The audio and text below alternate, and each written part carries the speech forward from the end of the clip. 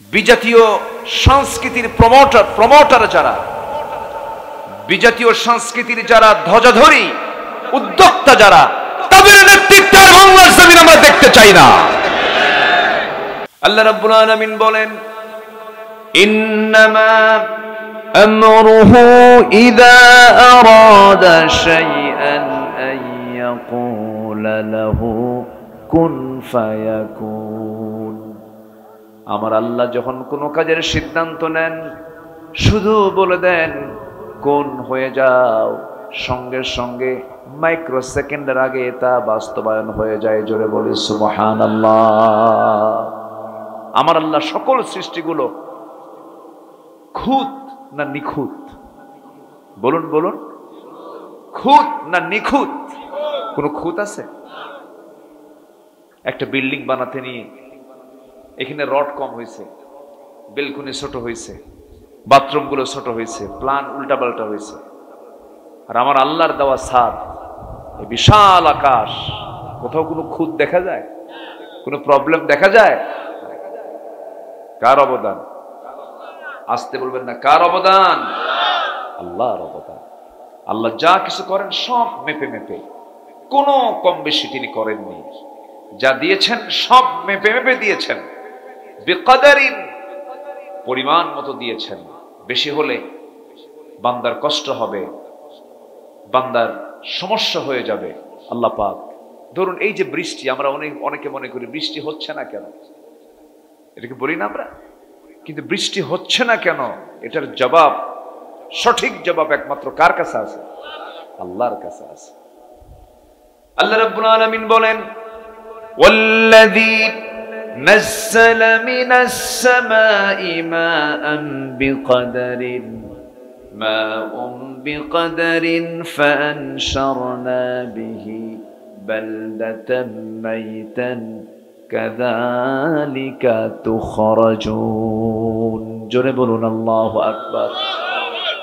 তিনি সেই মহান রব, যিনি আসমান থেকে পরিমিত পানি দুনিয়াতে পাঠায়া দেন। বিকদারিন, এখানে আলিম উলামা যারা আছেন, পরিমিত পানি পাঠান, যে পরিমাণ পানি আকাশ থেকে নাজিল করেন, সেই পরিমাণ পানি তিনি ওয়াটার সাইকেল, পানি চক্রের মধ্য দিয়া তিনি আবার জমিন থেকে আগে উঠায় নেন। জোরে বলেন সুবহানাল্লাহ।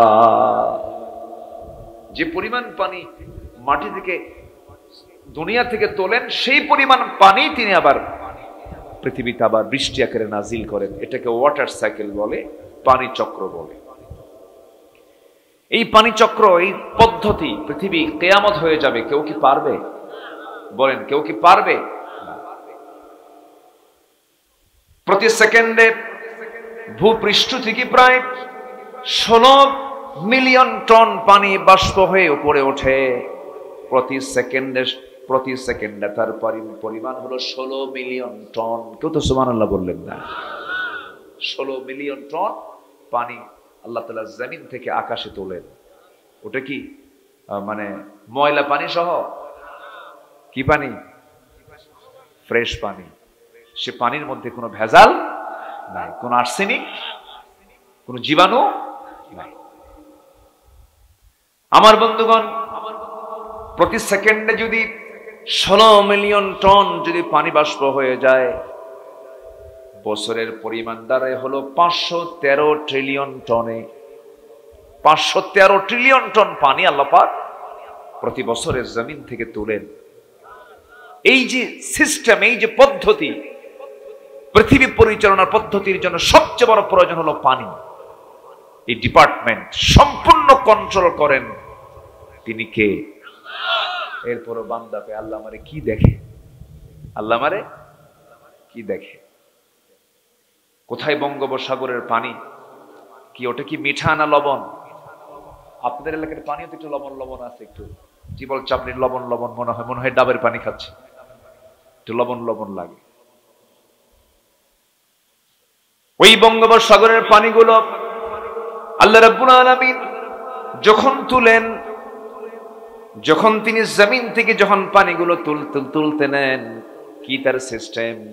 আল্লাহ রাব্বুল আলামিন বলছেন, বান্দারা আমি যখন পানিগুলো তুলি, লবণ করে তুলি না, লবণটাকে মাইনাস করে সমুদ্রে রেখে দিয়ে আমি ফিল্টারিং করে সুন্দর করে মিঠা পানি তুলে তোমার জমিনে ঢেলে দেই। জোরে কোন সুবহানাল্লাহ। আমার বন্ধুগণ, সেই মহান রব্বুল আলামিন বলছেন, বান্দারে গোটা পৃথিবীর পরিচালনা সব আমার হাতে, রাজত্ব কারো নয়।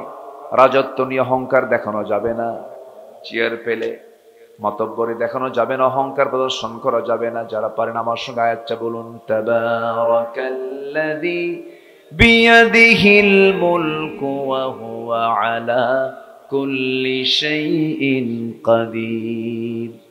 আর এই জায়গায় বলছেন, তাবারাকাল্লাযী জাআলা ফিস সামাই বুরুজান ওয়া জাআলা ফিহা সিরাজান ওয়া কমারান মুনীরা। জোরে বলুন আল্লাহু আকবার। وهو الذي جعل الليل والنهار خلفة لمن أراد أن يذكر أو أراد شكورا। জোরে বলুন আল্লাহু আকবার। রাতের মধ্যে দিন ঢুকান কে? রাতকে দিনের খিলফা করেছেন তিনি কে? খিলফা মানে হলো স্থলাভিষিক্ত করা। রাতের মধ্যে দিন ঢুকানো, দিনের মধ্যে রাত ঢুকানো। এই যে গ্রীষ্মের খরতাপ চলছে, এখন রাত বড় না দিন বড়? বলেন বলেন বলেন। সেই 7টার দিকে প্রায় বেলা ডুববে কয়েকদিন পরে, 14 ঘন্টা দিন হয়ে যাবে। 23শে জুন 24শে জুন সামনে আসবে, বিশাল বড় দিন, ছোট্ট একটা রাত। আবার যখন শীতকাল চলে আসে, গ্রীষ্ম পার হয়ে এই শীতকাল যখন চলে আসে, এত রাত লম্বা হয়ে যায়, কারণ শীতে ঠান্ডা হবে, তোর অসুখ হয়ে যাবে। এই জন্য শীতের সময় রাতটাকে আমি লম্বা করে দিয়েছি, 14 ঘন্টা ঘুম পেরে শেষ হয় না রাত। কে করে দিয়েছেন? কে করে দিয়েছেন? আমার আল্লাহ কত বড়। আমি মাঝে মাঝে অবাক হয়ে যাই, পানির যে সিস্টেম গুলো, কখনো কখনো বৃষ্টি কমে গ্রাউন্ড ওয়াটার লেভেল ক্রমশ নিচে নেমে যেত। যদি এই সিস্টেম না থাকতো, সাস্টেইনেবল ওয়াটার ম্যানেজমেন্ট চ্যালেঞ্জের মুখে পড়তো। ভূগর্ভস্থ পানির স্তর কমে agriculture productivity, urban water supply ব্যাপক সংকটে পড়ে যেত। আল্লাহ তাআলা সবগুলোকে ব্যালেন্স করে গোটা পৃথিবী পরিচালনা করছেন। সুবহানাল্লাহ বলা যাবে না? তিনি কে? আর সেই জমিনের পানি, সেই জমিনের অক্সিজেন গ্রহণ করে ক্ষণিকের কিছু চেয়ার পায়া সেই আল্লাহর মাখলুক মানুষকে গুলি করে হত্যা করে ক্ষমতাকে পাকাপোক্ত করতে চায়। আল্লাহ ছাড় দিয়েছেন, কিন্তু ছেড়ে দেন নাই। কিছু সুযোগ দিয়েছিলেন, কিন্তু মাঝে মাঝেই বলতো, আমার বাপ এই দেশ স্বাধীন করছে, আমার বাপ।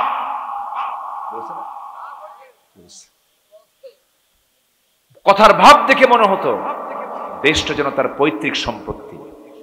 এখন কোথায়? মামু বাড়ি।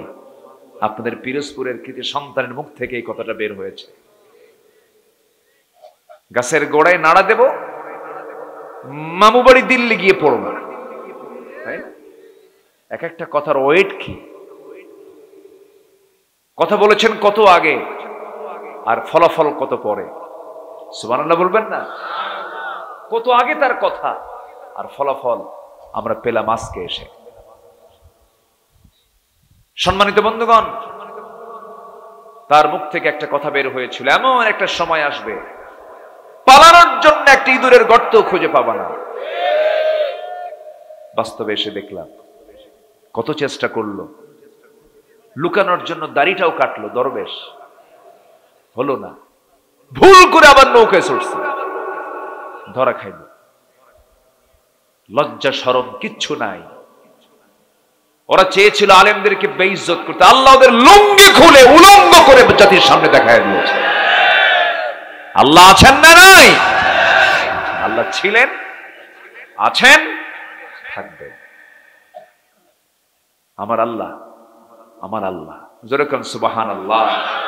আমাদের ভরসা কেউ না, আমাদের ভরসা রাশা, আমেরিকা, দিল্লি আমাদের ভরসা কেউ না, আমাদের ভরসা কে? এই ইসরায়েল 1947-এ কি ছিল? গোটা পৃথিবীতে এদের কোনো জায়গা নাই, জানেন? এরা এত অভিশপ্ত, কোন বৈধ কোন ভূখণ্ড নাই আজ পর্যন্ত, কিয়ামত পর্যন্ত যাযাবরের মতো চলাফেরা করবে। অভিশপ্ত এরা। কেন? নবীকে পর্যন্ত এরা হত্যা করেছে। আমার বিশ্ব নবীর খাবারের মধ্যে বিষ ঢুকে দিয়েছে। আমার নবীজির খুব কষ্ট হচ্ছিল মৃত্যুর সময়। বলছেন, আয়েশা প্রচন্ড কষ্ট পাচ্ছি। কেন? ওই যে বিষক্রিয়া, বিষের যন্ত্রণা এখন আমার শরীর থেকে সিমটম গুলো প্রকাশ পাচ্ছে। এই ইহুদিরা, তাদের সঙ্গে আত্মীয়তা করবেন আর দেশের নেতৃত্ব দিবেন। আত্মীয়তা করার কোনো জায়গা পান নাই। ইহুদি আপনার আত্মীয় হয়, খ্রিস্টান আপনার আত্মীয় হয়, আপনি দেশকে ভালোবাসেন। আমরা বিজাতীয় সংস্কৃতির প্রমোটার যারা, বিজাতীয় সংস্কৃতির যারা ধ্বজাধরী, উদ্যোক্তা যারা, তাদের নেতৃত্বে বাংলার জমিন আমরা দেখতে চাই না। আল্লাহ কবুল করুন, জোরে বলি আমিন। অনেক কষ্টে ছিলাম আমরা 16 বছর। ফেরাউন বেঁচে ছিল 1600 বছর, এরা ছিল 16 বছর। সংখ্যার যে মিল হলো কেমনে বুঝলাম না। সংখ্যার মিল আছে না নাই? শুধু নামটা ভিন্ন, নামটা খালি ভিন্ন, কিন্তু কাম এক। অনেক কিছু করেছে। রাগ করতেছেন নাকি আপনারা? রাগ করলেও কিচ্ছু যায় আসে না আমার। রাগ করেন, ঠিক আছে না? দুঃখ কষ্ট তো আমরা করেছি, কম মারা মারে নাই, দৈহিক নির্যাতনও করেছে, অসভ্য ভাষায় গালিগালাজ দিয়েছে। আল্লামা সাঈদীর মতো মানুষকে 2-2.5 মাস রিমান্ডে নিয়েছে। 74 বছর বয়সে তিনি জেলখানায় ঢুকেছেন। 74 বছর বয়সে কি থাকে তার? রাত জেগে জেগে ওয়াজ করে করে লাইফটাই শেষ করে দিয়েছেন তিনি। সেই লোকটাকে নিয়ে একটানা 2.5 মাস রিমান্ডে নিয়েছে। একটানা 3 দিন এক চেয়ারে বসায় রেখে তাকে প্রশ্ন করা হয়েছে। হিন্দু পুলিশ দিয়ে তার গালে থাপ্পড় মারা হয়েছে। এই দৃশ্যগুলো সহ্য করতে না পেরে কলিজার টুকরা বড় সন্তান মরহুম মকবুর রফিক বিন সাঈদী স্ট্রোক করে ইন্তেকাল করেছেন। পৃথিবীতে সবচাইতে বড় বোঝা হলো যখন বাবার কাঁধে যখন সন্তানের লাশ ওঠে। এতগুলো কষ্ট যন্ত্রণা উনি যা সহ্য করেছেন, শেষ পর্যন্ত তাকে বিষ প্রয়োগ করে হত্যাও করা হয়েছে। ফলাফল দিয়েছেন কে? ফলাফল আছে না নাই? ফলাফল আছে না নাই? আমরা ফলাফল কার কাছে চাবো? আমরা কার অপেক্ষায় থাকবো না, আমরা অপেক্ষায় থাকবো একজনের কাছে। তিনি কে? আল্লাহ রাব্বুল আলামিন বলেন, কোনো টেনশন করবা না। ফাইদা আযামতা ফাতাওয়াক্কাল আলাল্লাহ ওয়াল্লাহু ইউহিব্বুল মুতাওয়াক্কিলিন ওয়া মান ইয়াতাওয়াক্কাল আলাল্লাহ ফাহুয়া হাসবুহ। যে ব্যক্তি আল্লাহর প্রতি তাওয়াক্কুল করবে, ভরসা রাখবে, এটাই তার জন্য যথেষ্ট। কারো সাহায্য লাগে না। জোরে কোন সুবহানাল্লাহ। সম্মানিত ভাইয়েরা, উঠতে একটু দেরি হলো। আমি আসছি কিন্তু বহু আগে। মাগরিব পড়েছে এসে এখানে জামাতের সাথে মাগরিবের নামাজ আমি আদায় করতে চেয়েছি, কিন্তু আমাকে আদায় করতে দেয়নি। আমার নেতৃত্ব বানায় দিছে। নামাজ পড়েছি, ভাবলাম একটু আগে ভাগে উঠবো। এলাকার আপনাদের সন্তান রেদওয়ানুল্লাহ রায়্যান উনি কিছু কথা বলেছেন, আমি শুনেছি। আল্লাহ তুমি তার কথা কাজে বারাকা দান করো। জোরে বলি আল্লাহুম্মা আমিন। সম্মানিত ভাইয়েরা, এবার মাহফিল সব জায়গায় চলছে, আলহামদুলিল্লাহ বলেন। সব জায়গায় চলছে। এদেশের সবচেয়ে বৃহৎ যে মাহফিল, চট্টগ্রামের রজব আলী প্যারেড ময়দান, 2006 সালে ওটা লাস্ট হয়েছিল। পিরোজপুরের সন্তান, তিনি এই মাহফিলটা লাস্ট করেছেন। পিরোজপুরের সন্তান বুঝতেছেন তো? আচ্ছা, 2006 সাল উনি শুরু করেছেন 77-এ, আমার জন্মই হয় নাই, 1977। 2006 সাল একটানা 29 বছর তিনি মাহফিল করেছেন, একটানা 29 বছর 5 দিন ব্যাপী। কয়দিন ব্যাপী? একজন ব্যক্তি একটা জায়গায় 5 দিন একটানা মাহফিল। প্রথম দিন যত লোক, দ্বিতীয় দিন তারও বেশি, তৃতীয় দিন তারও বেশি, চতুর্থ দিন তারও বেশি, পঞ্চম দিন আরো বেশি।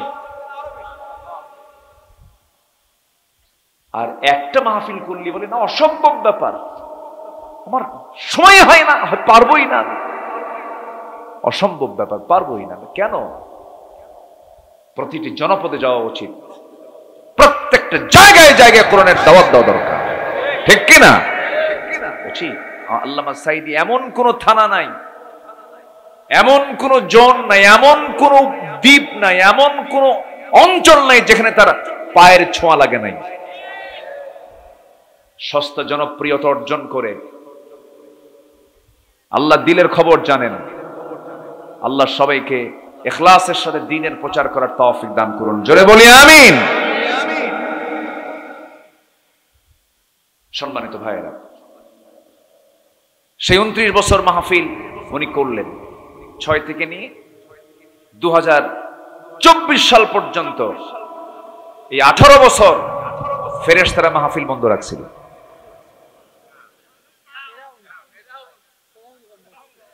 ফেরেশতা কোয়ার কারণ আছে বাবাজি, ফেরেশতা চোখে দেখা যায়? এই 5 আগস্টের পর থেকে যারা ছিল ক্ষমতায় তাদেরকে দেখা যাচ্ছে? দেখা যায় না ফেরেশতাকে, দেখা যায় না এদেরকে, ফেরেশতাই। আচ্ছা ঠিক আছে, এই হলো ফেরেশতা। সম্মানিত ভাইয়েরা, সম্মানিত বন্ধুগণ, সে মাহফিল বছর শুরু হয়েছে 2025 সালের জানুয়ারিতে। আল্লাহ তাআলা আমার মতো একজন নগণ্য গোলামকে দিয়ে মাহফিল এবার আল্লাহ পাক শুরু করিয়ে দিয়েছেন। সিলেটের এমসি কলেজ মাঠ আঞ্জুমানে খেদমতে কোরআনের মাহফিল বন্ধ ছিল, 1 যুগ ধরে করতে দেয় না ওরা, এটাও এবার শুরু হয়েছে। 2010 সালে পাবনার দারুল আমান ট্রাস্টে আল্লামা সাঈদ রাহিমাহুল্লাহ 2 দিন ব্যাপী সর্বশেষ তাফসীর মাহফিল করেন। 2010 সালের 10 এবং 11 ফেব্রুয়ারি মাহফিল শেষ করলেন। 30 জুন তাকে গ্রেফতার করা হলো। ফেব্রুয়ারি, মার্চ, এপ্রিল, মে, জুন, 4 মাস পরে তাকে গ্রেফতার করা হলো। 30 জুন 11 সাল থেকে আল্লাহ তাআলা নগণ্য গোলামকে দিয়ে পরপর 4 বছর 2 দিন করে মহিলা সমাবেশ সহ 12টা মাহফিল, 12টা প্রোগ্রাম, অধিবেশন আল্লাহ পাক আমাকে দিয়ে করালেন। 2015 সালে সেই পাবনার কোন একটা মাহফিলে আমি যাব, গিয়েছি, বসেছি, আমাকে লক্ষ্য করে গুলি করা হয়েছে। মাহফিলে মঞ্চ আগুন ধরিয়ে দেওয়া হয়েছে। সব আকাম কুকাম মরা করে পরের দিন শুনলাম একটা মামলা হয়েছে, সে মামলার 1 নম্বর আসামি আব্দুল্লাহ আল আমিন। কত বড় জুলুমতন্ত্র তারা চালিয়েছিল, সেই সংকট আমরা পার করেছি। আমরা এটার পুনরাবৃত্তি দেখতে চাই না। আমরা নতুন বোতলে পুরাতন মদও দেখতে চাই না। আমার কথা কি বুঝতেছেন? কোন চাঁদাবাজদের অস্তিত্ব আমরা দেখতে চাই না। কোন সন্ত্রাসী ভূমিদস্যুদের কোন অস্তিত্ব আমরা বাংলার জমিনে আর দেখতে চাই না। আমরা সচেতন হব। আমরা যদি সচেতন হই, নেতাও সচেতন হবে, ঠিক কিনা বলেন? আর আমরা যদি চুপচাপ থাকি, নেতা কিন্তু আবার ওই আগের চরিত্র ফিরে আসবে। আমরা সচেতন হব, জোরে বলি ইনশাআল্লাহ। অচেতন কোন বান্দাকে আল্লাহ জান্নাত দেবেন না। সচেতন থাকতে হবে। তা'মুরুনা বিল মা'রুফ ওয়া তানহাউনা আনিল মুনকার, এটা কি অচেতনের কাজ না সচেতন ব্যক্তির কাজ? ইমানদার কি হবে? অচেতন না সচেতন? ও যা করে করুক, ও যা করে হোক, আমার কি দেখার ঠেকা আছে? এটা কি ইমানদারের কথা? ইমানদার অচেতন থাকবে না সচেতন থাকবে? আমি চুরি করব না, কাউকে চুরি করতে দেব না, চুরি করলে আইন করে পাশ করে হাত কেটে দেব, এটা হচ্ছে ইমানদারের কাজ। যা করো করো, এগুলো হচ্ছে মুনাফিকদের কথা। কাদের কথা বলেন? মুনাফিকদের কথা। আমি সূরা মুনাফিকুন থেকে প্রথম থেকে 3টা আয়াত আমি তেলাওয়াত করেছি আমার অভ্যাস অনুযায়ী। এই 3টা আয়াতকে সামনে রেখে কিছু কথা বলতে চাচ্ছি। আমাকে সময় দেওয়া যাবে তো? জোরে বলি ইনশাআল্লাহ। আমরা যে এত ইবাদত করি, এত চাই, এত দোয়াগুলো যায় কই? চাওয়া কি কম চাই? আল্লাহ আমারে দাও, আমারে মাফ করে দাও, দোয়াগুলো যায় কোথায়? দোয়াগুলো কবুল হয় না কেন? দোয়া কবুলের বাধাগুলো কি? ইবাদত কবুলের বাধাগুলো কি? আমি এটা আজকে একটা একটা করে বলবো। মোটামুটি 10টা কারণে আমাদের দোয়া, আমাদের ইবাদতগুলো কবুল হয় না। কি শুনতে রাজি আছেন সবাই? আমাকে সময় দিচ্ছেন তো? খুব বেশি সময় নেব না, একটু বসেন, আমরা সব দিকেই তাকাবো। আমাদের দেশে মাশাআল্লাহ আপনারা বরিশালের মানুষগুলো অনেক সচেতন। মাহফিল আপনারা খুব দ্রুতই শেষ করে দেন। আজকে একটু মনে একটু বিলম্ব হয়েছে, 7টার দিকে বেলা ডুবছে তো, কিন্তু শীতকালে আপনাদের 10টার মধ্যে মাহফিল শেষ হয়ে যায়। কিন্তু আমার দেশে কিছু কিছু বিচিত্র এলাকা আছে, যেরকম ময়মনসিংহে একটা মাহফিল আমার ছিল বছর কয়েক আগে। আমি রাত 8টার দিকে মাহফিলে গেলাম। কমিটি আমাকে বললেন, হুজুর খাওয়া দাওয়া করেন। খাইলাম, হুজুর বালিশ দিলাম, কম্বল দিলাম, ঘুমান। তো বললাম ঘুমাবো তো ওয়াজ মাহফিল কখন? আমার আলোচনা কখন? হুজুর আপনি ঘুমান, গত বছরের প্রধান বক্তা যে সময় উঠছে তার চেয়ে 1 ঘন্টা আগে উঠায় দেওয়া হবে। আমাকে রাত 3টার দিকে ডাক দিল। রাত কয়টায়? রাত 3টায়। সেই সময় কি জাগ্রত জাতি না ঘুমন্ত জাতি? ঘুমন্ত জাতির সামনে কি জায়গা থেকে ওয়াজ করবেন?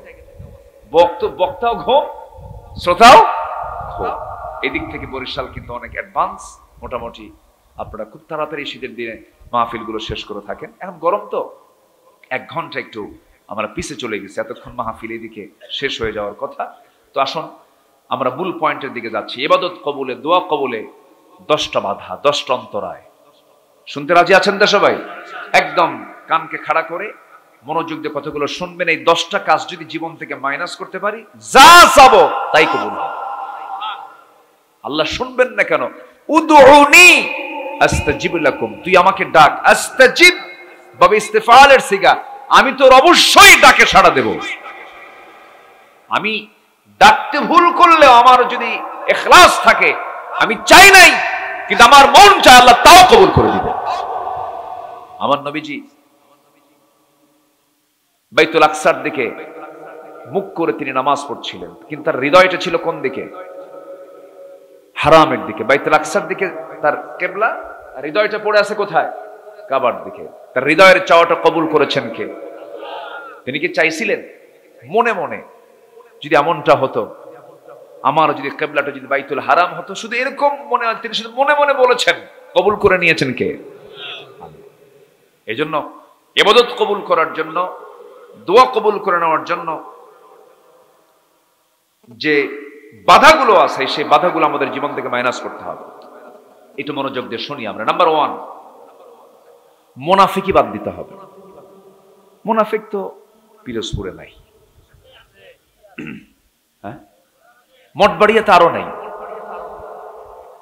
প্যাঁচপুস লাগায়, প্যাঁচটাস লাগায়, মেয়ের বিয়ে ভেঙ্গে দেয়, মেয়ের বিয়ে ভেঙ্গে দেয়, ভাঙ্গে, ছেলের বিয়ে ভাঙ্গে, ভাঙ্গে।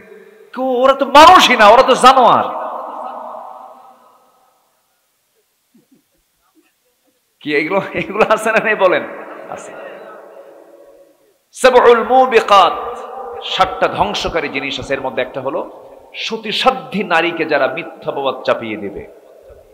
মেয়েটা ভালো, বিয়ে ভেঙ্গে দেয়, আছে আছে কি না? আচ্ছা, এদের কোন দোয়া কবুল করবেন না কে? আসতে বলবেন না, কে কবুল করবেন না? মুনাফিক কারা? আল্লাহ রাব্বুল আলামিন বলেন, সূরা মুনাফিকুন দিয়েছেন মুনাফিককে চেনার জন্য। ইযা জাআকাল মুনাফিকুন ক্বালু নাশহাদু ইন্নাকা লারাসূলুল্লাহ ওয়াল্লাহু ইয়া'লামু ইন্নাকা লারাসূলুহু ওয়াল্লাহু ইয়াশহাদু ইন্নাল মুনাফিকিনা লাকাযিবুন। জোরে বলুন আল্লাহু আকবার। মুনাফিক কারা? মিথ্যা বলে যারা। কার কথা? মিথ্যা যারাই বলবে তারাই মুনাফিক। ইন্নাল মুনাফিকিনা লাকাযিবুন। এটা মোল্লার কথা না, আল্লাহর কথা। এখানে যারা বসে আছে আমরা জীবনে কোনোদিন মিথ্যা কথা বলি নাই। হ্যাঁ, দূরে যাবেন কই? নিজের মধ্যেই তো সমস্যা। ওষুধ কিন্তু নিজের মধ্যেই দেওয়া লাগতেছে। মিথ্যা কথা বলি আমরা? অনেকে চুপ করে আছে, মনে সব ফেরেশতা। এই মিথ্যা আছে কিনা বলেন? আছে? তাহলে ওষুধ কি দেওয়া দরকার? শোনেন, এই পৃথিবীতে একজন মানুষ যার জীবনে একটা কৌতুক করো মিথ্যা মুখ থেকে কোনোদিন বের হয় নাই, কৌতুক মিশ্রিত মিথ্যাও তিনি বলেন নাই, তিনি হচ্ছেন মুহাম্মদ সাল্লাল্লাহু আলাইহি ওয়াসাল্লাম। তিনি এত সরল ছিলেন, ডানে তাকাবেন ঘাটটা ঘুরায়া তাকাতেন, আর চোখে তাকাতেন না। আর চোখে তাকানোটাও তিনি পছন্দ করতেন না। ডান দিকে তাকানোর প্রয়োজন, সরলতা নিয়ে তিনি গোটা দেহ ঘুরায়া তিনি তাকাতেন। বাম দিকে তাকানোর প্রয়োজন, আর চোখে তাকাতেন না, গোটা বডি ঘুরে তিনি তাকাতেন। রাস্তায় যখন হাঁটতেন কখনো বুক উঁচু করে হাঁটতেন না, তিনি মাথাটা একটু নিচু করে দুইটা পায়ের বৃদ্ধাঙ্গুলের দিকে নজর দিয়ে দিয়ে তিনি আস্তে আস্তে জমিনে হাঁটতেন। কারণ বিনয়ী বান্দা কখনো অহংকার করে জমিনে হাঁটবে। কিছু লোকের বডি ভালো, কিছু কিছু ইয়াং ছেলে আছে না, একটু বডি ভালো, 6 ফুট লম্বা, 80 কেজি ওজন, চেহারাটা একটু কমলা লেবুর মতো, চেহারা ভালো, রাস্তায় যখন হাঁটে হাঁটার ভাব সব দেখে মনে হয় একটা মাল যাচ্ছে। এই আসেন, এরকম আসেন নাই বলেন? বুঝাইছে আমি একখান মাল, কিচ্ছু না, শুধু লাইন শুধু ডাইরেক্ট হওয়া দরকার। লাইন ডাইরেক্ট বুঝলেন তো? এটা অ্যাবর্শন কি বলে, একটু যদি ডিহাইড্রেশন যদি হয়, ডাইরেক্ট লাইন হয়, বেশি না, শুধু ছোট ঘরে যে টয়লেটে শুধু 7-8 বার যদি যাওয়া আসা করে, কি আছে? কিছু কিছু আছে, সব হিরো জিরো হয়ে যাবে। অহংকার দেখানোর কিছু নেই। অহংকার একমাত্র করবেন তিনি কে? আসতে বলবেন না, তিনি কে? আল্লাহ। যে দেহ ফজরে জায়গা পায় না, যে দেহ রুকুতে সময় পায় না, যে দেহ সেজদা দেওয়ার জন্য প্রস্তুত থাকে না, সেই সুস্থ দেহের কোনো মূল্য আল্লাহর দরবারে নাই। আমরা মিথ্যা কথা বলবো না, জোরে বলি ইনশাআল্লাহ। মিথ্যা বললি সে কি হবে? ইন্নাল মুনাফিকিনা লাকাযিবুন। কত ভয়ঙ্কর কথা। একজন সাহাবী ছিলেন, ইসলামের দ্বিতীয় খলিফা ওমর ফারুক রাদিয়াল্লাহু তাআলা আনহু। ইসলামের দ্বিতীয় খলিফা কে বলেন? ওমর ফারুক। তিনি কি, তার নাম শুনে কি মনে হয়, নরম মানুষ ছিলেন না গরম মানুষ ছিলেন? নরম না গরম? গরম ছিলেন। খুব মেজাজি ছিলেন, গরম তবিয়তের মানুষ ছিলেন। আবার প্রথম খলিফা সাইয়েদনা আবু বকর, তিনি ছিলেন কি, সিদ্ধান্তে অনড় ছিলেন, সিদ্ধান্তে অনড় ছিলেন, অবিচল থাকতেন তিনি। অনেকদিন আগে এক মাহফিলে বললাম, ওমরে ফারুককে চিনেন কে? সামনে থেকে ছোট্ট একটা ছেলে দাঁড়ায় বলে, হুজুর আমি চিনি। কে? আমাদের বাড়ির দোতলায় ভাড়া থাকে। আমাদের বাড়ির দোতলায় ভাড়া থাকে। এই ওমর ভাড়া থাকা ওমর নয়, এই ওমর আফগানিস্তানের মোল্লা ওমর নয়। এই ওমর হলেন সেই ওমর যে ওমরের সিদ্ধান্ত আল্লাহ রাব্বুল আলামিন কবুল করে নিয়ে আয়াত পর্যন্ত নাজিল করেছেন। আল্লাহ তাকে এত সম্মান দিয়েছেন, আল্লাহ রাব্বুল আলামিন কোরআনের নাম দিয়েছেন ফুরকান। একজন ব্যক্তির খেতাব দিয়েছেন, রাসূল তাকে বলেছেন ওমরে ফারুক। হক এবং মিথ্যার বাস্তবায়ন ঘটাতে গিয়ে ওমরে ফারুকের দৃষ্টান্ত, এর দ্বিতীয় জুড়ি কেউ ছিল না। আমার বন্ধুগণ, সাইয়েদনা ওমরে ফারুকের মতো মানুষ, ওমর ফিল জান্নাহ, আমার ওমর জান্নাতি। আমার পরে যদি নবুয়তের সিলসিলা জারি থাকতো, লাকানা ওমর, ওমর নবী হয়ে যেত। সেই এত পদমর্যাদায় থেকে থাকা ওমর, তিনি একদিন ডুকরে ডুকরে কাঁদতে কাঁদতে নবীজির হাত, নবীজির সিলেক্ট করা একজন সাহাবীর হাতে তিনি মুনাফিকের তালিকা রেখেছিলেন। হুযায়ফা রাদিয়াল্লাহু আনহুর কাছে এসে বলছেন, হুযায়ফা রে, আমার তো মনে হচ্ছে ওই তালিকা আমার দেখা দরকার। কোন তালিকা? মুনাফিকের তালিকা, যে তালিকা রাসূল তোমার কাছে রেখে দিয়েছেন। কেন, কি হয়েছে? তিনি বলতেছেন, দেখো তো সেই তালিকার মধ্যে আমি ওমর খাত্তাবের ছেলে ওমর, আমার নামটা আছে নাকি? হুযায়ফা বলছেন, আপনি কি অসুস্থ হয়ে পড়েছেন নাকি? আপনাকে তো রাসূল জান্নাতি বলেছেন, আপনার নাম কেন মুনাফিকের তালিকায় থাকবে? ওমরে ফারুক ডুকরে ডুকরে কাঁদতে কাঁদতে বলছেন, আমার মন বলছে আমি বুঝি মুনাফিক হয়ে গেছি। আমি কি মুনাফিক হয়ে গেলাম কিনা এটা নিশ্চিত হওয়ার জন্য আমি তোমার তালিকা দেখতে এসেছি। এমন একজন দামি সাহাবী, তিনি যদি নিজেকে সন্দিহান মনে করেন আমি মুনাফিক হয়েছি কিনা, আমার বন্ধুগণের জন্য অন্যের দিকে না তাকায়া মুনাফিকের খাসলতগুলো নিজের জীবন থেকে মাইনাস করার দরকার আছে না নাই? এক নাম্বার হলো, যে ব্যক্তি মিথ্যা ছাড়বে সে ব্যক্তি মুমিন হয়ে যাবে। জোরে বলি সুবহানাল্লাহ। মিথ্যা বলা যাবে না। মিথ্যা বললাম মানে মুনাফিকের সিমটম চলে আসলো। মিথ্যা মানুষকে জাহান্নামের দিকে নিয়ে যায়, সত্য মানুষকে জান্নাতের দিকে নিয়ে যায়। রাসূলের হাদিস, রাসূল বলেছেন মিথ্যা টেনে তাকে জাহান্নামের দিকে নিয়ে যাবে।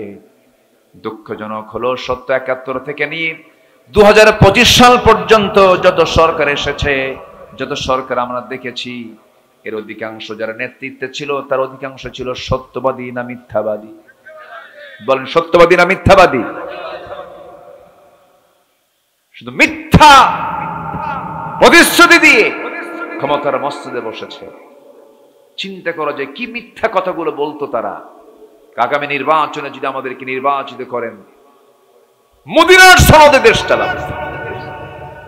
একটা অনিসলামী দলের নেত্রী বলে, যদি ক্ষমতা পায় আবার নির্বাচিত যদি হতে পারি মদিনার সনদে দেশ চালাবো। মদিনার সনদে দেশ চালায় নাই, মোদির সনদে দেশ চালাইছে। কিসের সনদে? মোদির সনদে, মদিনা না। এখন বসে আছে কোথায় গিয়ে? কার কাছে? জি, যার সম্পর্ক তার সাথে তো থাকবে, ঠিক আছে না? মুসাব্বা যার সঙ্গে থাকবে সেই তো সেখানেই যাবে, ঘুরে ফিরে সেখানেই যাবে, এটাই স্বাভাবিক। তাহলে দোয়া কবুলে, ইবাদত কবুলে অন্তরায় হলো 10টি, বাধা 10টা কাজ অপকর্মের। মানে 1 নম্বর হচ্ছে মুনাফিকি। 1 নম্বর কি বলেন তো? মুনাফিকি। আরো কয়টা পড়ে আছে বলেন? 9টা। আবার কোরআনের আলোকে মুনাফিকদের কিছু বৈশিষ্ট্য আছে। এটা মোটামুটি 15টা বৈশিষ্ট্য আছে। তাহলে 15 আর 9 কত হয়? 24টা। বলেন তো, 1 রাত দরকার না আরো রাত দরকার? তাহলে কালকেও করি, কি করা যায়? শুনবেন আপনারা? থাকবেন ইনশাআল্লাহ। জি, এতটুকু সাহস যে করেছেন, বলি আলহামদুলিল্লাহ। আমি তো কালকে পারবো না, আমার কালকে আরেক জায়গায় মাহফিল আছে, যেতে হবে। তবে আমার প্ল্যান আছে, আমি একটা পরিকল্পনা হাতে নিয়েছি। মাহফিল এক জায়গায় একাধিক দিন হওয়া দরকার। দর্শের হক এটাই। একটা পরিপূর্ণ আলোচনা উপহার দেওয়ার জন্য 2 দিন 3 দিন হলে পরে খারাপ হয় না ভালো হয়? এটা উচিত। ইদানিং কেমন যেন ভাবসাব কেমন যেন হয়ে গেছে আলোচকদের। 2-3 মিনিট একটা মোটিভেশন, না কি কয়, মোটিভেশন দিয়া 2-3 মিনিটে ধাপধুপ মাইরা পরে ফেসবুকে একদম আপলোড দিয়া মিলিয়ন মিলিয়ন ভিউ হইয়া শীত হয়ে কাজ হয়ে পড়ে। এ আছে না বলুন তো? এগুলো কি না? আল্লামা সাইদি হচ্ছেন আমাদের এই পথের অগ্রপথী। বলি আলহামদুলিল্লাহ। এক জায়গায় চিটাগাঙে কয়দিন? 5 দিন। এটা যেন আলোচকদের মাথায় থাকে, এটা মাথায় রেখে আসেন। ফাঁকিবাজি বন্ধ করতে হবে। ফাঁকিবাজি বন্ধ করিয়া এগুলো মেন্টালিটি ভাবে এভাবে মাথায় নিতে হবে। হুজুরদের মধ্যে ফাঁকিবাজি আছে না নাই বলেন তো? আচ্ছা। কোন দেশে দেখছেন কি এরকম যে দেশের নেতাও পালায়, বাইতুল মুকাররমের খতিবও পালায়? দেখছেন কোথাও? এটা কোন দেশ? বাংলাদেশ। কওমি জননী না? কি জননী? কওমি জননী। এটার খেতাব দিয়েছিলেন তিনি এক খেতাবে, একদম গোপালগঞ্জ থেকে টাইনে নিয়ে বাইতুল মুকাররম খতিব বানায় দিয়েছে। কওমি জননী বানাইছে। এটার পুরস্কার হলো কিসের খতিব হলো? বাইতুল মুকাররমের খতিব হয়ে গেল। যেদিন পালাইছে খতিবও নাই।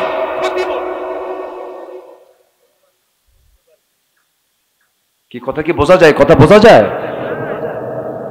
প্রতারণা। এগুলো কি বলেন তো? এগুলো কি প্রতারণা, ধোঁকাবাজি, এগুলো এটাও মুনাফিকের বৈশিষ্ট্য। আল্লাহ আমাদের এগুলো থেকে বাঁচান। জোরে বলি আল্লাহুম্মা আমিন। কওমি জননী যে বলেছে এটা তার হৃদয় থেকে আসে নাই, এটা বলছে কেন জানেন? বাইতুল মুকাররমে নিয়ে যাও আমারে, এই জন্য বলছে।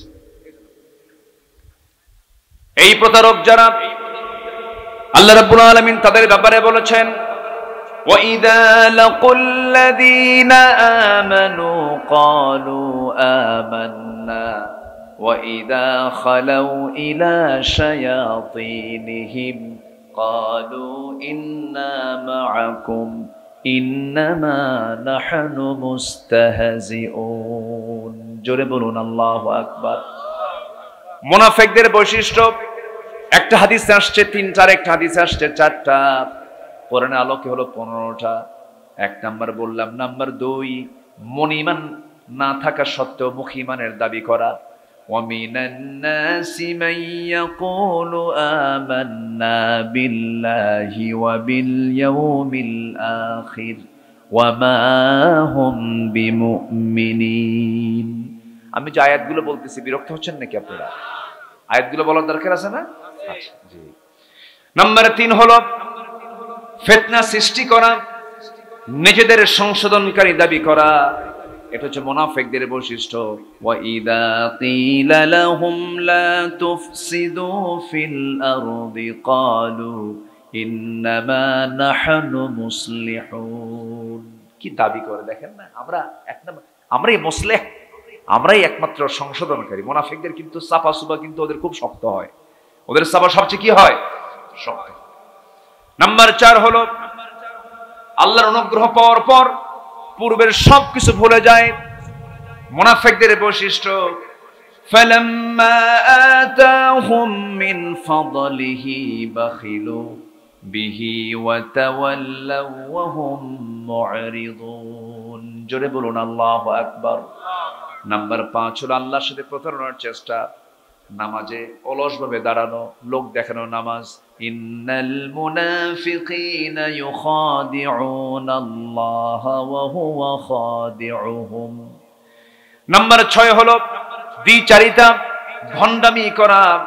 যে আয়াত দিয়ে শুরু করেছি, ইযা জাআকাল মুনাফিকুন ক্বালু নাশহাদু ইন্নাকা লারাসূলুল্লাহ ওয়াল্লাহু ইয়ালামু ইন্নাকা লারাসূলুহু ওয়াল্লাহু ইয়াশহাদু ইন্নাল মুনাফিকিনা লাকাযিবুন। জোরে বলুন আল্লাহু আকবার।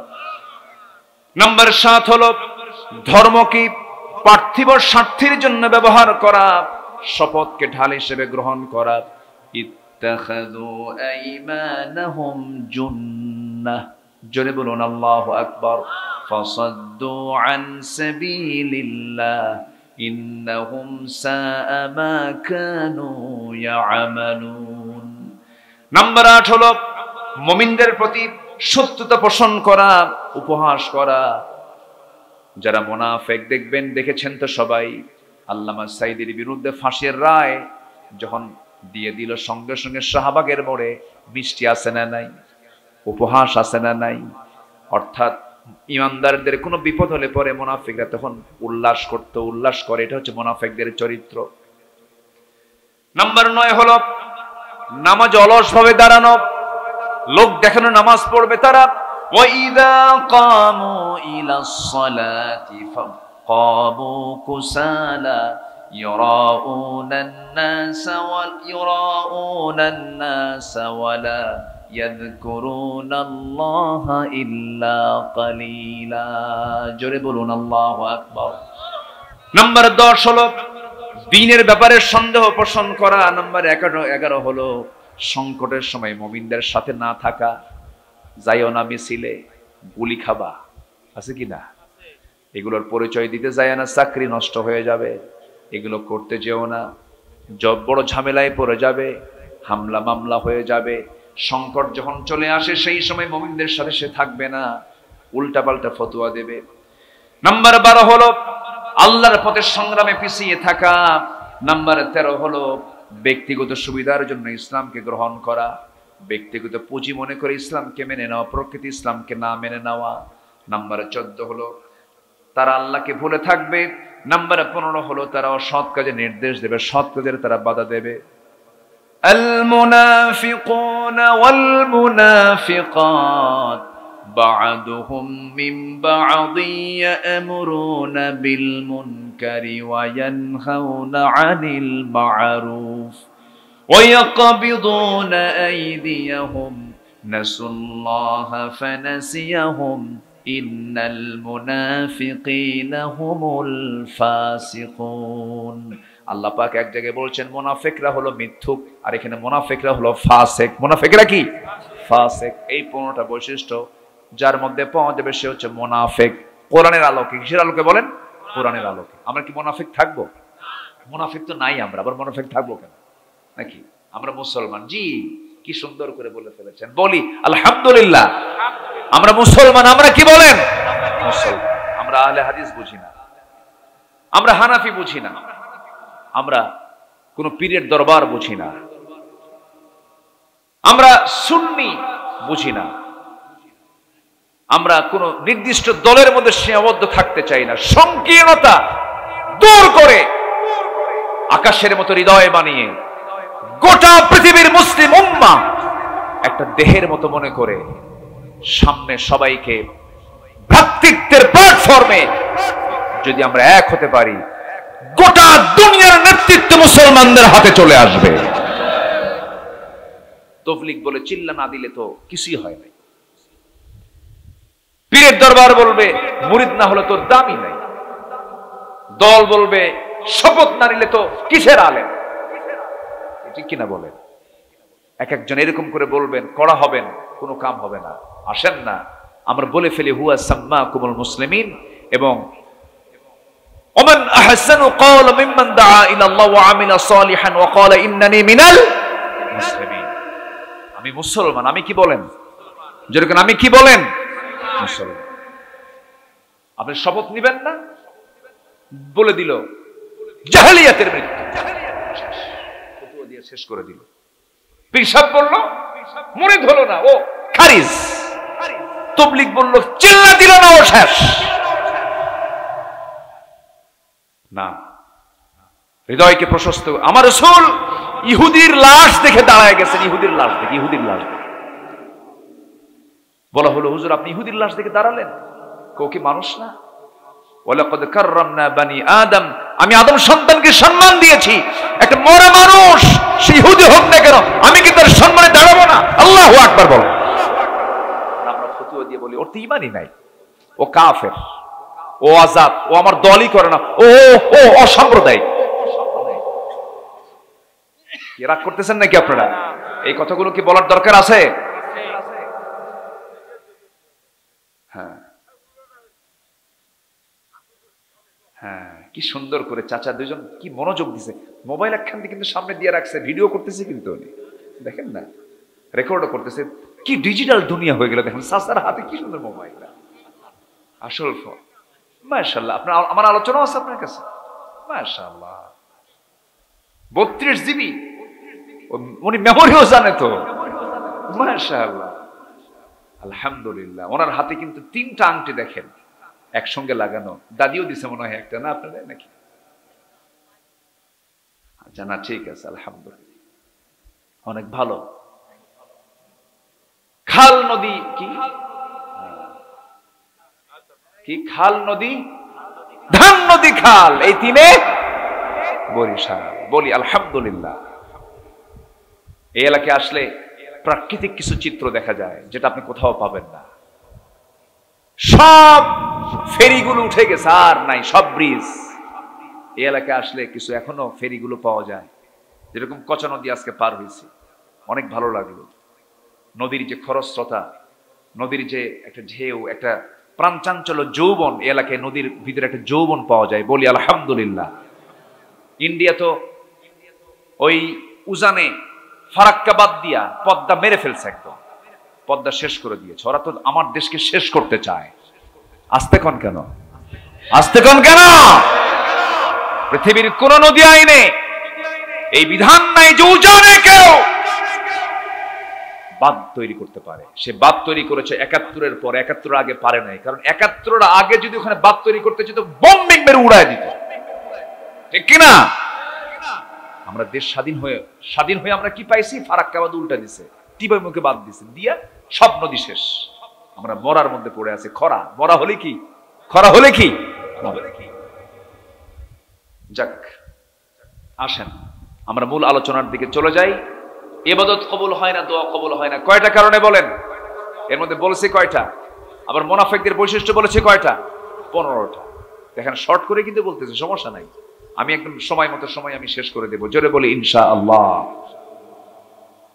ইবাদত কবুলে বাধা হলো 10টা বিষয়। নাম্বার 1 বললাম মুনাফিকি করা। নাম্বার 2 হলো আল্লাহ এবং রাসূলের সঙ্গে চরম অবাধ্যতা করা, সীমা লঙ্ঘন করা। আমার রাসূলের সঙ্গে অবাধ্যতা, আমার নবীর সুন্নতের সঙ্গে অবাধ্যতা মনে হয় আমার দেশে নাই। আসতে বলবেন না, আছে না নাই? বলেন আছে। আল্লাহ রাব্বুল আলামিন বলেন, وَمَن يَعْصِ اللَّهَ وَرَسُولَهُ وَيَتَعَدَّ حُدُودَهُ يُدْخِلْهُ نَارًا خَالِدًا فِيهَا وَلَهُ عَذَابٌ مُهِينٌ। সূরা নিসা আয়াত নম্বর 14। যে ব্যক্তি আল্লাহ এবং রাসূলের সঙ্গে যারা সীমা লঙ্ঘন করবে, তাদের জন্য আল্লাহ রাব্বুল আলামিন নারান খালিদান, স্থায়ী জাহান্নাম দিবেন। জোরে কোন নাউযুবিল্লাহ। জাহান্নামে কেউ যেতে রাজি আছেন নাকি? জাহান্নাম কি আরামের জায়গা নাকি? জাহান্নাম তো বড় ভয়ঙ্কর। জাহান্নাম আল্লাহ রাব্বুল আলামিন বান্দার জন্যই বানিয়েছেন, আবার জান্নাতও বান্দার জন্য বানিয়েছেন। একদিন এক পয়গম্বর, আল্লাহর নবী, কোন নবী আপনাদেরকে একটু বলতে হবে, আল্লাহকে প্রশ্ন করছেন। আল্লাহ একটা প্রশ্ন করি, কি প্রশ্ন? আল্লাহ তুমি তো রহমান, হ্যাঁ তুমি তো রহিম, হ্যাঁ তুমি রহমান, তুমি রহিম, সবচেয়ে বেশি দয়া তোমার, সবচেয়ে বেশি করুণা তোমার। এত বড় দয়া, তুমি দয়ার প্রভু, তুমি জাহান্নাম বানালা কেন? তুমি কেমনে বান্দাকে জাহান্নাম দিবা বলেন তো? এই প্রশ্ন কে করতে পারেন? এই তো দেখছে, কোন নবী কিন্তু এরকম করে প্রশ্ন করেন নাই। এই নবী মাঝে মাঝে করে এরকম মাঝে মাঝে প্রশ্ন করতেন। একদিন প্রশ্ন করা হলো, মুসা সবচেয়ে, এই পৃথিবীতে সবচেয়ে বড় জ্ঞানী কে? আমি। কে বলেন তো? উনি একটু ভিন্ন প্রকৃতির নবী ছিলেন, উনি আলাদা ধরনের নবী ছিলেন। সব নবীর তবিয়ত ছিল এক ধরনের, এই নবীর তবিয়তটা ছিল একটু ভিন্ন ধরনের। সব নবী ছিলেন স্বাভাবিক রাগওয়ালা, আর ইনি একটু বাড়তি ছিল, খুব রাগ ছিল। রাগের ঠেলায় তাফসীর আসছে, মাথার চুলগুলো খাড়া হয়ে টুপি ভেদ করে বের হয়ে যেত, এত রাগ ছিল তার। এই রাগটা দরকার ছিল, কারণ ওনার প্রতিদ্বন্দ্বী ছিল কে? বলেন কে ছিল? খুব রাগী নবী ছিলেন। বনি ইসরাইলদের নবী তো। বনি ইসরাইল কি সোজা জাত না বাঁকা জাত? বাঁকা জাত। এই নবীর এই মানে জাতির নবী ছিলেন মুসা আলাইহিস সালাতু ওয়াস সালাম। কম ডিস্টার্ব করছে তাকে। হঠাৎ করে ফেরাউন একদিন বলে ফেললো, মুসার তো অস্ত্রপাতি ঠিক নাই। অস্ত্রপাতি ঠিক নাই মানে? মুসা যদি আল্লাহর নবী হয় তো এরকম খুঁত হবে কেন? মুসার তো একটা ছোট একটা বড়, মানে এক শিরা বেরাম। আমার কথা বুঝতেছেন না?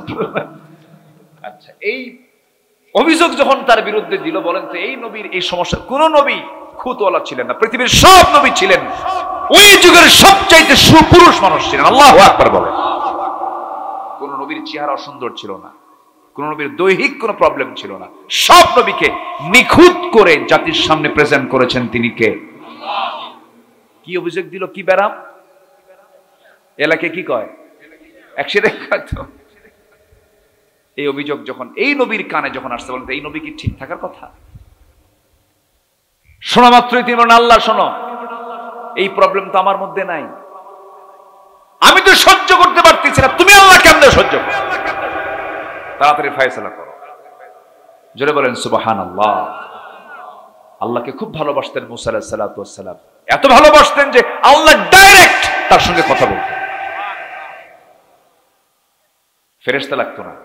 ওয়া কাল্লামাল্লাহু মুসা তাকলিমা, ডাইরেক্ট কথা হতো। ভিডিও কল না অডিও কল? Audio call. কিসে কথা হতো বলেন তো? অডিও কলে। বহুদিন এভাবে কথা চললো। হঠাৎ করে একদিন বলতেছে, আল্লাহ শোনো, অডিও কল মারছে, আজকে ভিডিও কল মারবো। কি বলেন, কি কল? Video call. আল্লাহ বলেন তোমার ভিডিও অপশনই নাই। ওই যে এই মার্কা মোবাইলে ভিডিও নাই, শুধু অডিও হবে, ভিডিও হবে না। লান তারানি, আমাকে দেখতে পাবে না, শুধু কথা হবে। কিন্তু এই নবী যা বলতেন বলি ছাড়তেন, করি ছাড়তেন। আল্লাহ শোনো, দেখি বা না দেখি চেষ্টা করি, আমি যাব তোমারে দেখতে। আল্লাহ বলেন তুর পাহাড়ে আয়, অতীন ও জৈতুন, এরপরে কি অতুরি সিনিন, আসো তুর পাহাড়ে আসো। চলে গেছেন, দেখার চেষ্টা করেছেন, দেখতে পেয়েছেন না। এই দুনিয়াতে কোনো বান্দা আল্লাহকে দেখতে পাবে না। দেখবো আমরা জান্নাতে তৃপ্তি ভরে। জোরে বলি ইনশাআল্লাহ। আমরা আল্লাহকে দেখতে রাজি আছি না ইনশাআল্লাহ? কোথায় গিয়ে দেখবো? অত টিকিট কাটতে হবে কিসের? বলেন বলেন বলেন, কিসের কিসের টিকিট কাটতে হবে? টিকিট পাওয়া যাবে কোথায়?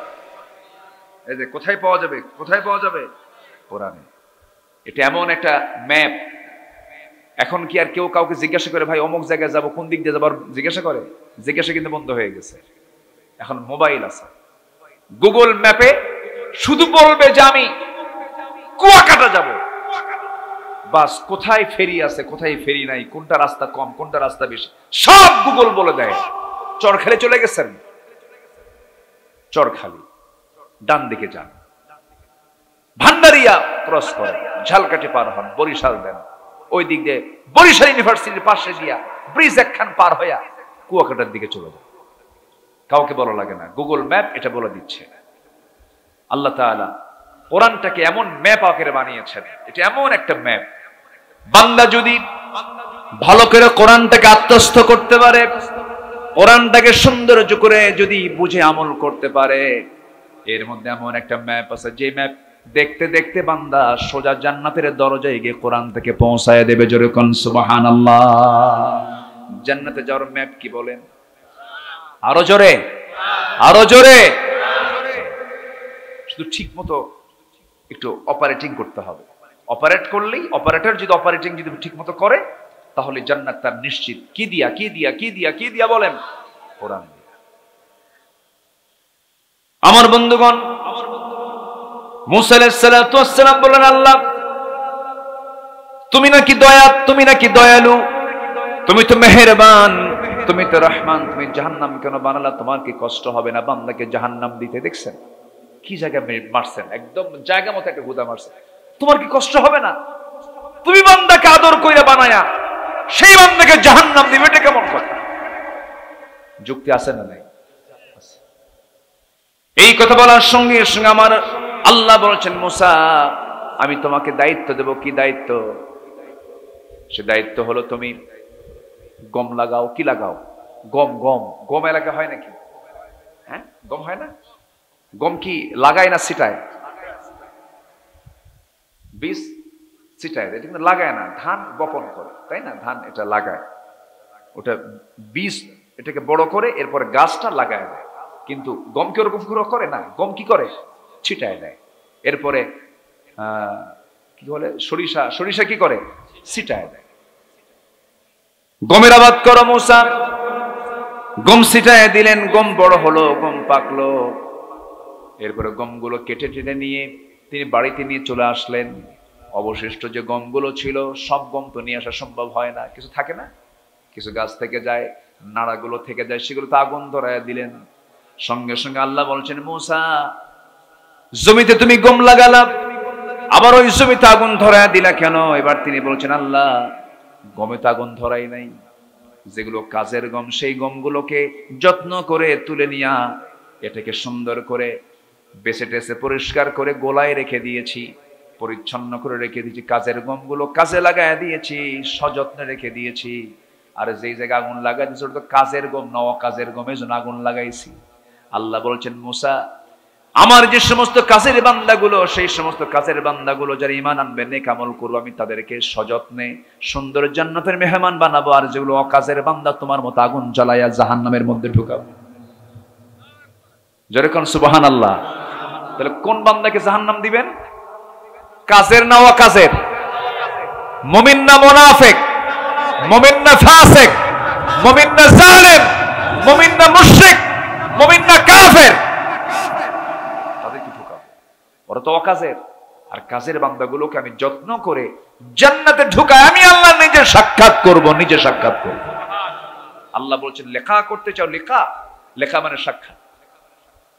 আল্লাহ রাব্বুল আলামিন বলেন ফামান কানা ইয়ারজু লিকা রাব্বিহি ফালইআমাল আমালান সালিহান ওয়ালা ইউশরিক বিইবাদাতি রাব্বিহি আহাদা।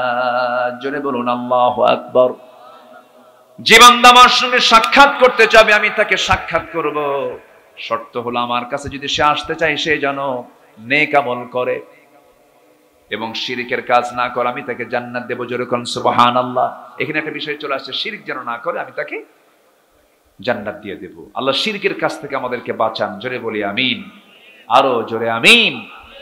সম্মানিত ভাইরা, নাম্বার 3, নামাজে যাদের অলসতা থাকবে তাদের কোনো দোয়া কবুল হবে না।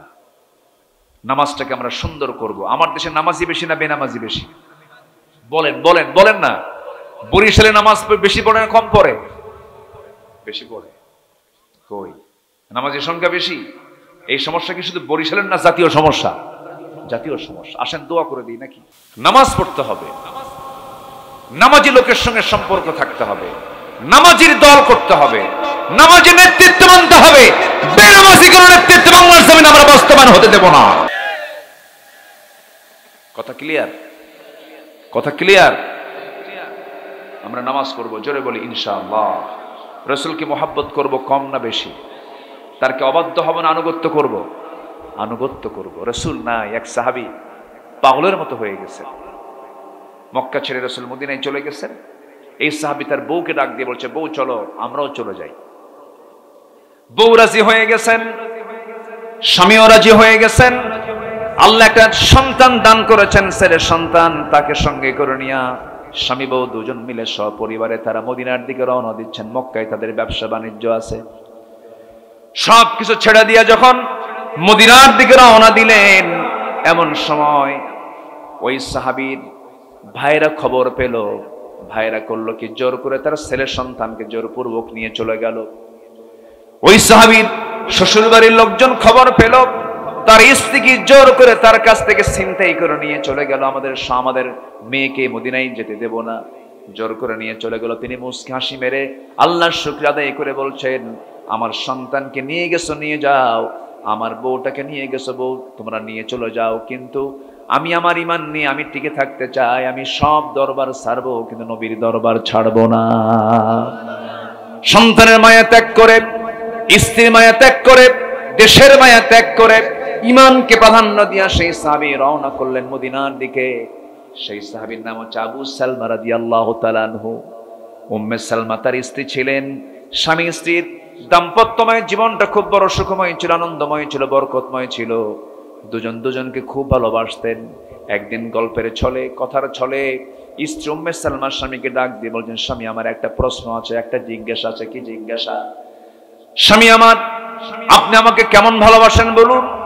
দারুণ ভালোবাসি, আমি তোমাকে খুব ভালোবাসি, খুব পছন্দ করি। আর একটা প্রশ্ন করতে চাই। কি প্রশ্ন? আপনার আগে যদি আমি উম্মে সালমা দুনিয়া থেকে বিদায় নেই, আপনি কি আমার মৃত্যুর পরে আমার জায়গায় অন্য কোনো মহিলা আনবেন নাকি? আপনি কি বিয়ে করবেন নাকি? এই জাতীয় প্রশ্ন প্রত্যেকটা মহিলার মনে মনে আসে না নাই? হ্যাঁ, আছে কি না?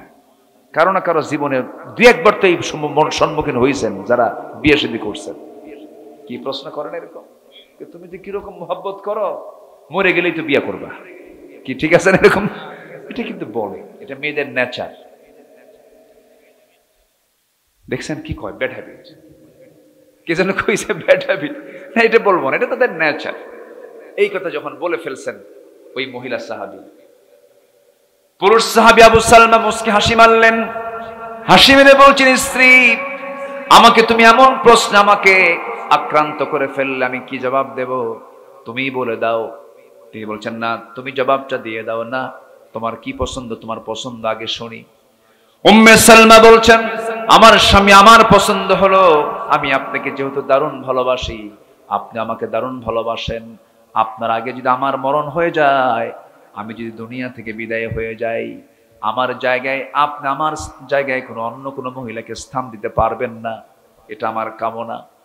আবু সালমা রাদিয়াল্লাহু তাআলা আনহু মুচকি হাসি মেরে স্যাক্রিফাইসের মানসিকতা নিয়ে এবার বলে ফেললেন, যাও, আমি তোমাকে দারুণ ভালোবাসি, এমনটা যদি হয়ে থাকে, যদি আমার আগে তোমার ইন্তেকাল হয়ে যায়, আমি যদি বউহারা যদি হয়ে থাকে দুনিয়াতে, তোমার জায়গায় দ্বিতীয় কোনো মহিলা আনবো না, আমি সারা জীবন আর কোনো বিয়ের দিকে তাকাবোই না, যাও, আমি তোমার শখ পূরণ করব। কিন্তু এটার যদি সম্পূর্ণ উল্টা হয়, তুমি আগে না আমার আগে, যদি আমি আবু সালমা দুনিয়া থেকে আগে বিদায় হয়ে যায়, আমার বিদায় লগন যদি চলে আসে, আমি যদি আগে দুনিয়া থেকে বিদায় হয়ে যাই, তুমি যদি বিধবা হয়ে যাও, আমি তোমার সম্পূর্ণ উল্টা দোয়া করতেছি, এমনটা যদি হয়, আমার মৃত্যুর পরে তুমি যদি পৃথিবীতে বেঁচে থাকো, আল্লাহ যেন আমার চাইতে উত্তম স্বামী যেন আল্লাহ তোমাকে জুটাইয়া দেয়। আমার আল্লাহর কাছে আবু সালমার দোয়াটাই কবুল হয়ে গেছে। কি বইয়ের দোয়া না স্বামীর দোয়া? কৃপণের দোয়া না উদারের দোয়া? বলেন বলেন বলেন। উদারের দোয়া। এবং এটা হচ্ছে ইমানকে সেভ করার দোয়া, ইমানকে সেভ করার দোয়া। কষ্ট পাচ্ছেন মনে হয় আপনারা। সঙ্গে সঙ্গে আল্লাহর দরবারে স্বামীর দোয়াটাই মঞ্জুর হয়ে গেল। আবু সালমা তো একাই চলে গেছেন মদিনায়, একটা বছর চলে গেছে। উম্মে সালমা করলেন কি, স্বামীর টানটা চলে আসছে, সন্তানটাকে লুকায় নিয়ে সবার চোখ খড়াল করে রাতের আধারে একাকী রওনা দিয়েছেন, সন্তানকে সঙ্গে করে নিয়ে মদিনা পর্যন্ত চলে গেছেন। মদিনার মসজিদে গিয়ে পৌঁছে গেছেন, ফজরের সময় আজান হচ্ছিল। আজান হলো, নামাজ শেষ হয়ে গেছে, নামাজের পরেই এলান হলো আসসালাতু আলাল মাইয়িত, অর্থাৎ জানাজার নামাজ। কার জানাজা?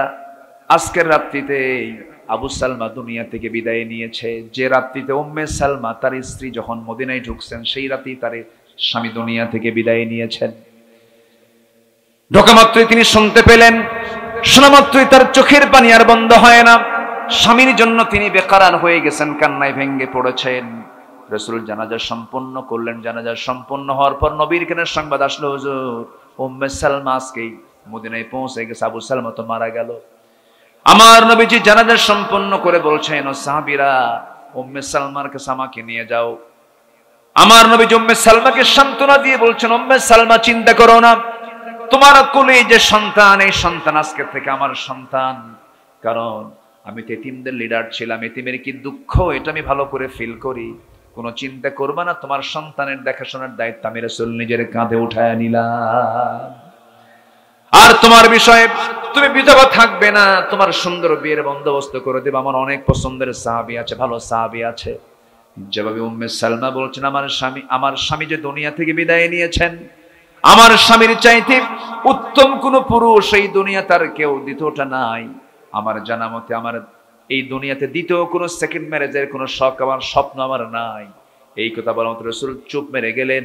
আল্লাহর পক্ষ থেকে আমার নবীকে জানান দেওয়া হলো, হে রাসূল, উম্মে সালমার জন্য পৃথিবীতে একজন উপযুক্ত পুরুষ আছে, বিয়ের জন্য তিনি হচ্ছেন কেউ না, আপনি মুহাম্মদ সাল্লাল্লাহু। দোয়া কবুল হয়ে গেছে। স্বামীর দোয়া আগেই আবু সালমা এই দোয়া করে দিয়েছেন। আল্লাহু আকবার বলেন, জোরে বলি আল্লাহু আকবার। তাদের সকল ভালোবাসা, সকল মহব্বত গুলো ছিল হলো আল্লাহ এবং রাসূল কেন্দ্রিক। আমাদের সকল মহব্বত এবং ভালোবাসা করতে হবে আল্লাহ এবং রাসূল কেন্দ্রিক। এটা হচ্ছে ইমানের সবচেয়ে গুরুত্বপূর্ণ দিক। আল্লাহ কবুল করুন, জোরে বলি আমিন। আরো জোরে বলি আমিন। নাম্বার 4, দোয়া কবুল হবে না শিরিক করলে পরে। কি করলে পরে বলেন তো? শিরিক করলে পরে। মাজারের সেজদা আছে না নাই? কবর পূজা আছে না নাই বলেন তো? আমার দেশে আছে কিনা বলেন? কবর পূজা, মাজার পূজা এগুলো আছে, এগুলো করা যাবে না। সামনে পেছনে যারা পরনিন্দা করে, হুমাজা লুমাজা আছে না, আল্লাযী ওয়াইলুল লিকুল্লি হুমাজাতিল লুমাজা আল্লাযী জামাআ মালাও ওয়া আদ্দাদা, এদের কোনো দোয়া কবুল হবে না। নাম্বার 6 হলো আল্লাহকে ভুলে থাকা, মন্দ কাজে আদেশ করা। নাম্বার 7 হচ্ছে শয়তানের পদঙ্ক অনুসরণ করা। আল্লাহ পাক তাদের কোনো দোয়া কবুল করবেন না। নাম্বার 8 হচ্ছে লোক দেখানো ইবাদত। কি দেখানো? ইউরাউনান নাস, মানুষকে দেখাবে। আল্লাযীনা হুম ইউরাউন, যারা লোক দেখানো কাজ করবে। নাম্বার 9 হচ্ছে কুফরি করা। নাম্বার 10 হচ্ছে আল্লাহর সাথে মিথ্যা দৃঢ় অঙ্গীকার করে আবার তা ভেঙ্গে ফেলা। এই 10টা বদগুণ যার মধ্যে আছে, তার কোনো ইবাদত কবুল হবে না। কার আদালতে? কার দরবারে? আল্লাহর দরবারে। আল্লাহ পাক সবাইকে বোঝার তৌফিক দান করুন। সবার বাড়িতে মা বোন আছে না নাই? পর্দা করে? হ্যাঁ, খেয়াল করার দরকার আছে না নাই? আচ্ছা, পর্দা খুব গুরুত্বপূর্ণ বিষয়। আপনি জানেন 4 জন পুরুষকে একজন নারী জাহান্নামে নিয়ে যাবে। স্বামীকে নেবে, বাপকে নেবে, ভাইকে নেবে, বড় ছেলেকে নেবে। একমাত্র কারণ হলো মেয়েদের অবাধ মেলামেশা। আমাদের খেয়াল করার দরকার আছে কিনা বলেন তো? আচ্ছা, বাড়িতে এই কাজগুলো করবেন। আল্লাহ তুমি সবাইকে তার পরিবারে যত্নশীল হওয়ার তৌফিক দান করুন। আমার মেয়ে কি করছে, আমার মেয়ে কোথায় যাচ্ছে, খবর নেওয়ার দরকার আছে কিনা বলেন? আচ্ছা, একটা মোবাইল মানে একটা নারীর হাতে, ইম্যাচিউরড, অপ্রাপ্ত, অবুঝ একটা নারীর হাতে, একটা মেয়ের হাতে মোবাইল তুলে দেওয়া মানে কি জানেন? একটা পুরুষকে হাতে তুলে দেওয়া। আমি মনে করি এটা একটা পুরুষের হাতে, যে এখনো ম্যাচিউরড হয়নি এমন পুরুষের হাতে একটা মোবাইল তুলে দেওয়া মানে হলো একটা নারীকে তুলে দেওয়া। আমি কিন্তু এক কথায় সব বলে ফেললাম। আমরা এই সমস্ত বিষয়ে সর্বোচ্চ খেয়াল রাখার চেষ্টা করব। গত বছর 3 আগে চুয়াডাঙ্গা একটা মাহফিল ছিল, খুলনা বিভাগের একটা জেলা চুয়াডাঙ্গা, বৃহত্তর কুষ্টিয়া। তো মাহফিলে এসে খেতে বসলাম। এক মুরব্বী এসে বললেন, হুজুর আমার মেয়ের জন্য একটু দোয়া করবে। কেন, কি দোয়া? মেয়েটাকে বিয়ে দিচ্ছে ঠাকুরগা। নাম শুনছেন ঠাকুরগা? এটা জেলা না, আছে একদম সর্বোত্তরের জেলা ঠাকুরগা, একদম হিমালয়ের সঙ্গে লাগানো। কি এত দূরে বিয়ে দিলেন? খুলনার মেয়ে এত দূরে গেল কেমন হুজুর? কি কব? আমি বললাম ঘটক কে বলেন? এত দূরের ঘটক কে? হুজুর মোবাইল। ঘটক কে? হ্যাঁ, যদি কারো মেয়ের বিয়ে না হয়, যদি খুব টেনশন করেন, একটা করে মোবাইল হাতে দিয়ে দিবেন, তাও বিয়ে হয়ে যাইবে। অবৈধ কাজের কোনো বরকত, অবৈধ কাজের কোনো বরকত নাই। যে বিয়েতে আব্বা আম্মা নাই সেই বিয়েতে কোনো বরকত নাই। আল্লাহ তুমি সবাইকে বোঝার তৌফিক দাও। এই ছেলেরা, যুবকরা যারা আছো, আকাম কুকাম করা যাবে না। লুকায় সাফায় যেটাই করবা সেটাই তোমার জন্য বড় ক্ষতির কারণ হয়ে যাবে। হারামের কোনো আরাম নেই, অশান্তি ভোগ করবে, বউয়ের জ্বালায় তুমি শেষ হয়ে যাবে, ঠিক আছে? আবার স্বামীর জ্বালায় আমার মা বোন আপনিও শেষ হয়ে যাবেন। শুধু জ্বালার জ্বালা। মোহাব্বত তো আগেই করছে, বিয়ের আগে তো সব প্রেম করছে। প্রেম কি আসলে বিয়ের আগে হয় না বিয়ের পরে হয়? বিয়ের আগে প্রেম মূলত কি হয়? বিয়ের আগে না বিয়ের পরে? বিয়ের পরে। বিয়ের পরেই তো প্রেম, বিয়ের আগে তো প্রেম না। বিয়ের আগে তো বিয়ে হবে। আর যারা বিয়ের আগে প্রেম করে শেষ করে যখন বিয়ে করে আর প্রেম থাকে না, তখন হয় কিলে কিলে। তখন কি হয়? কিলে। আল্লাহ পাক এগুলো থেকে আমাদেরকে বাঁচান। জোরে বলি আল্লাহুম্মা আমিন।